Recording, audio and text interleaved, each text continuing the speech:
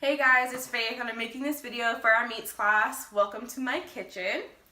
So today we're going to be cooking a awesome meal that I just make because I'm a broke college student. So it's basically just chicken breast, some fresh veggies, and some mashed potatoes. So let's come on and look at our supplies. We got this lovely pan here that we're going to be cooking our chicken in on the stove top.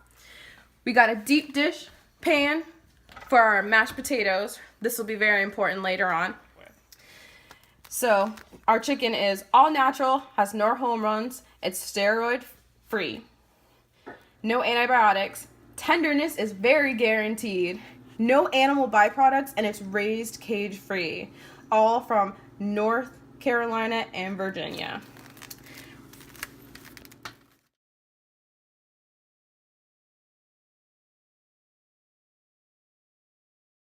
And then we even got our meat thermometer, so we're capable of checking out what our meat should be at in perfect temperature. So we're going to be looking more towards that 165 degrees here. Normally that chicken's probably going to get about maybe between that 140 and 160, but we're just looking to make sure it's not burnt today. But first things first, now that we have everything prepped, we want to make sure that we're nice and clean and ready to go before we just start touching our chicken, because you don't want to eat dirty chicken and you don't want any of that nasty bacteria and everything to put anything on there. So we're going to wash our hands very thoroughly. You also want to make hair, if you have long hair, is pulled back because you don't want any hair in your third too. It's pretty gross. Now we're just going to get on into it and start cooking our chicken. So obviously you have to open up the package. I bought some pre-packaged chicken today. It's supposed to be USDA grade A food, so let's see how great it is. 99% fat-free, which is awesome. I know the more fat, the more juiciness we got up in there, but today we're going to go with these guys. Make sure we put it on our nice plate. It comes in a styrofoam bin, so it probably is packaged someplace else and then shipped out to all your local commercial producers like Walmart, Publix, etc. We got some small pieces in here. Is where all that fat is gone. We're just going to put it on this plate now so that we can make sure to put our seasonings on afterwards. Just going to go with maybe like 4 of them. Since I'm cooking for me and somebody else, got to make sure we all got plenty of food. What's nice is that these come pre-packaged, so if I really just want to, I can already just throw them in the freezer and just freeze them, considering the fact that I just bought them, so they already weren't pre-frozen, so I don't have to worry about any frostbite or anything on the chicken.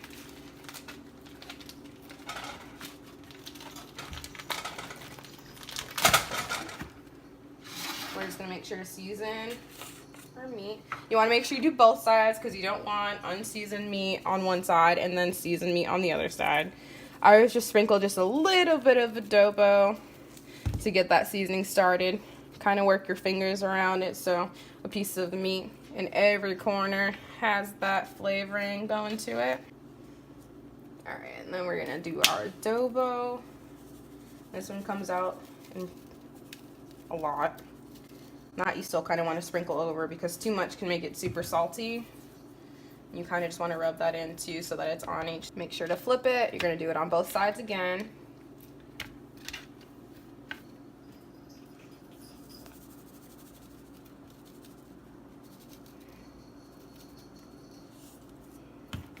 Put it in.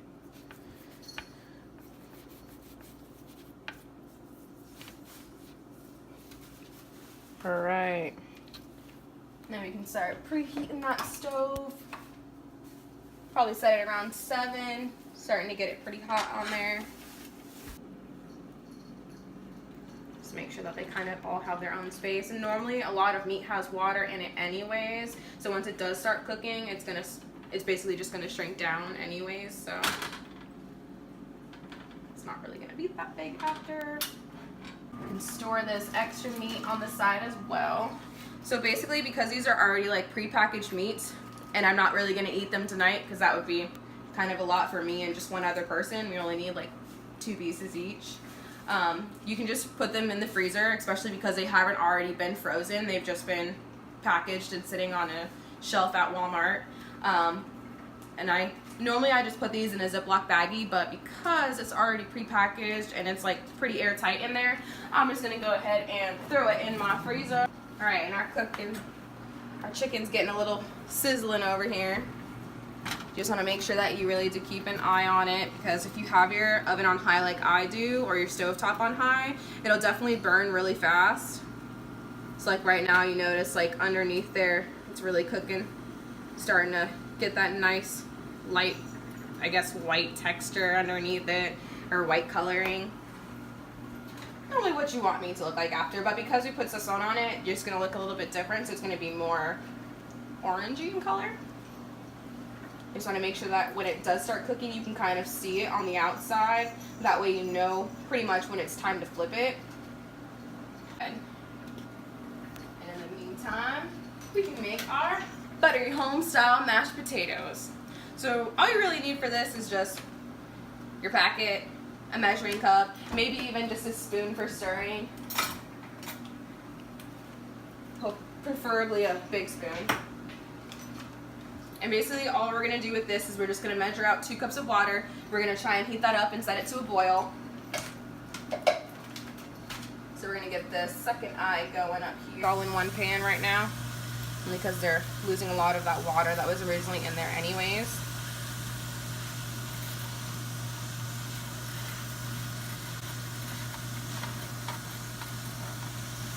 Space those out a little bit.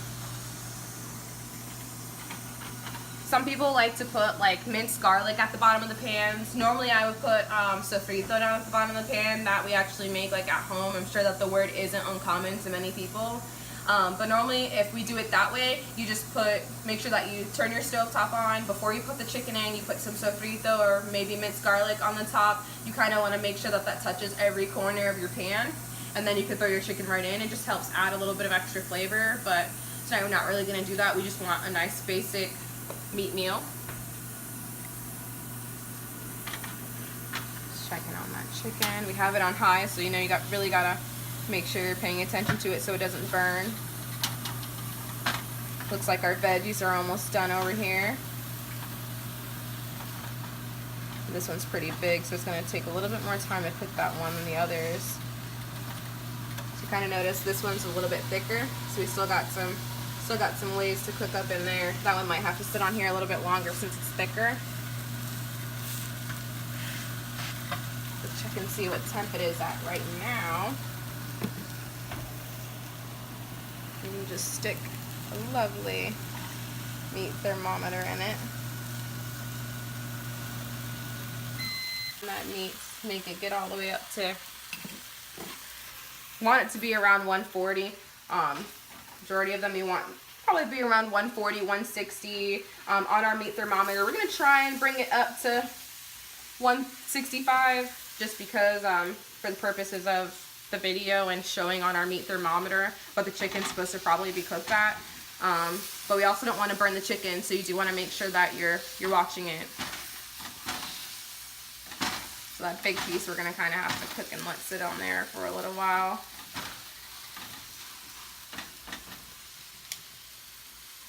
At this point, our water's not quite boiling yet, but we are getting some steam going on over there. Probably turn that up just a little bit more.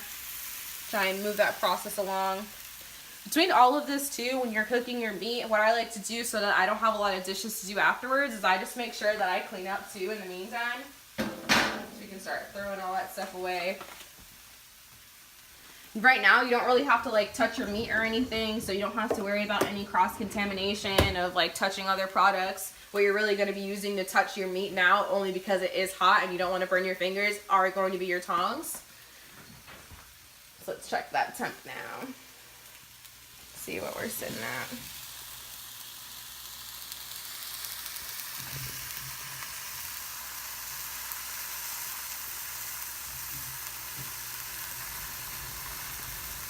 Getting about 120.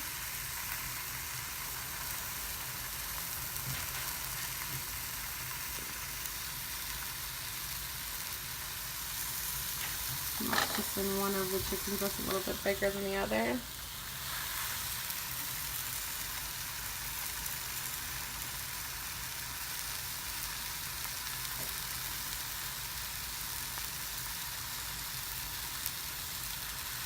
Right now we're just waiting for our meat to reach about the appropriate temperature.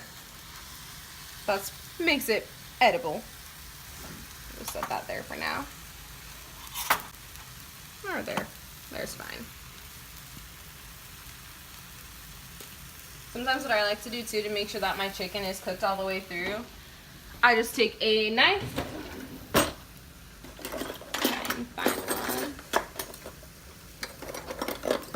And any knife will do. And I just take my tongs to use them kind of as like a fork. And what I do is I just make like a small incision on the inside. So this meat would definitely be ready to eat. Very juicy, nice and tender.